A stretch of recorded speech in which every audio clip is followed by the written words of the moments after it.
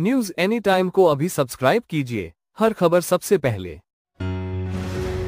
जय हिंद, जय महाराष्ट्र। आपण पाहत आहात न्यूज एनी टाइम।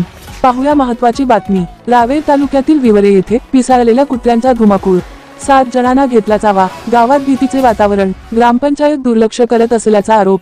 रावेर तालुक्यातील विवरे गावात गेल्या काही दिवसांपासून भटक्या कुत्र्यांचा धुमाकूळ मोठ्या प्रमाणावर सुरू आहे। यामध्ये पिसाळलेल्या कुत्र्यांचा देखील समावेश मोठ्या प्रमाणावर आहे। दिनांक 11 रोजी विवरे गावातील बाजार चौकात पिसाळलेल्या कुत्र्यांनी 7 जणांचा चावा घेतल्याने ते जखमी झाल्याची घटना घडली आहे।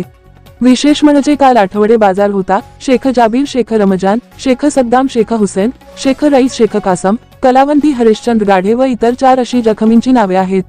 भटक्या कुत्र्यांचा बंदोबस्त करावा अशी वारंवार मागणी करून देखील ग्रामपंचायत याकडे दुर्लक्ष करीत असल्याने नागरिकांमध्ये संताप व्यक्त केला जात आहे। विवरे गावातील या कुत्र्यांचा बंदोबस्त करावा अशी मागणी जनतेतून केली जात आहे। दररोज शाळेतील विद्यार्थी जात असून गावात भीतीचे वातावरण निर्माण झाले आहे। रावेर तालुका प्रतिनिधी जमील शेख यांची रिपोर्ट।